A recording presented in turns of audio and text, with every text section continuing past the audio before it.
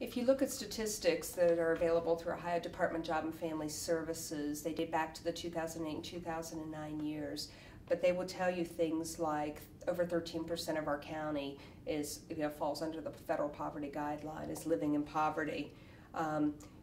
That may not mean much to people unless they have an understanding, a picture painted for them of, for example, in '09 that would have equated to a family of 4 living for a year with all their needs being met, hopefully, for $22,500.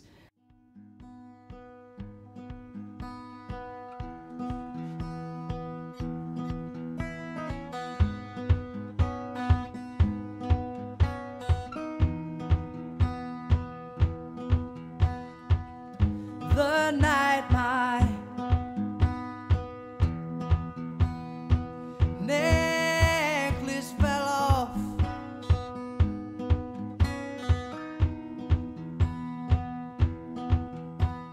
Families, children growing up in poverty is a significant situation here in Knox County.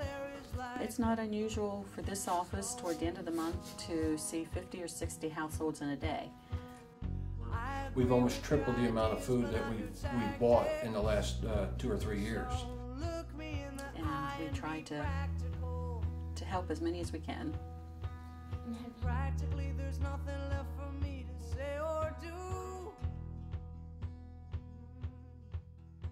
We're very fortunate in Knox County to have all the resources that we do. Are we seeing that they're being accessed? Absolutely. The hot meals programs at the area churches, our friends at the Salvation Armies and the interchurch branches throughout the county, a number of different churches that provide their own type of programming. I mean, the list goes on and on. Well, and ultimately the hope is if we can give them a food box worth about $70 or $80, if they do it the right way, they can save the money and maybe pay an electric bill. We are totally locally funded. We have young families, we have students, elderly people living on a fixed income who have to make decisions about, paying for their medicines or buying their groceries. I think that some of the area farmers, the area grocers do a really nice job at donating things to the pantries and trying to get that out, but I think there's opportunity for us to probably do even more. It's hard to, it's hard if I'm going to be out there preaching to somebody with an empty stomach. They're not going to listen to me. It's our responsibility as a community to take care of each other. It's one thing to give somebody a food box and consistently give them a food box. We don't want to enable people to stay in their poverty, but we want to help them, help themselves get out of it.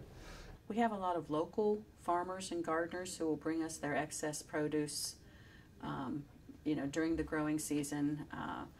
Corn on the cob, tomatoes, and lots of zucchini. The last, I think, 3 or 4 years, we've gotten, I think last year we got 500 pounds of venison from local deer hunters.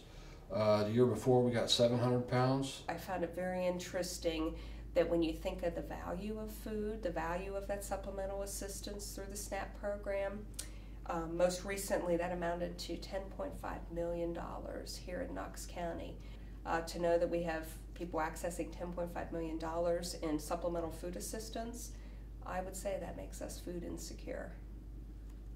People, we give toys out, we give food baskets out from a lot of the foods from Food for the Hungry. We get to see the joy on the families' faces, I mean, that's, to me, that's my gift. I agree with your ideas, but not your tactics. So look me in the eye and be practical. Practically, there's nothing left for me to say or do. It's only up to you.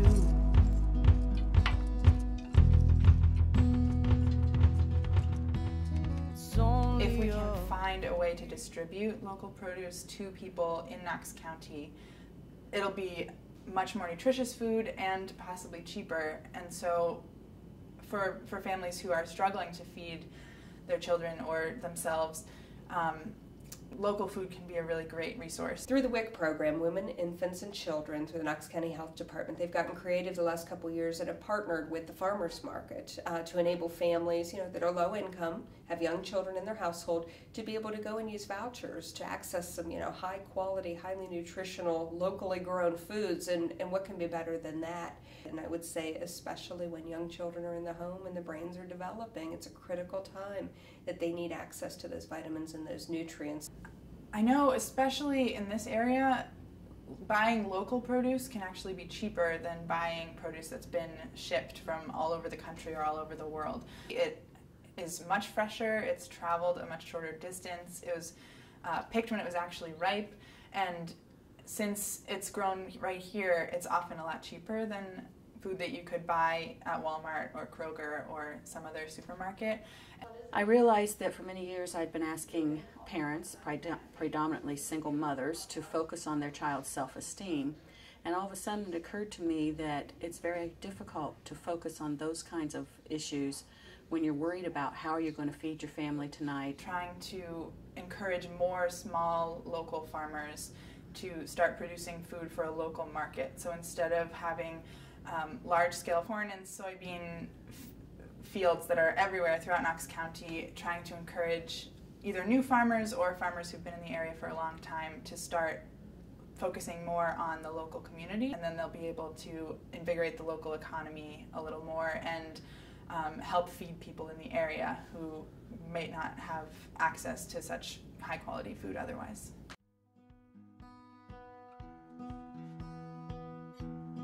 If we don't have our health, we don't have anything. It supports these farmers, it provides healthier food for everyone who's eating the food. I think the best way we could help each other is to help each other. It's really about impacting need and making a difference, one life by one life by one life at a time. If everybody shares the burden, it's not a heavy burden for anyone. All you have to do, though, is you have to take initiative to ask. Please don't wait to be asked to be involved.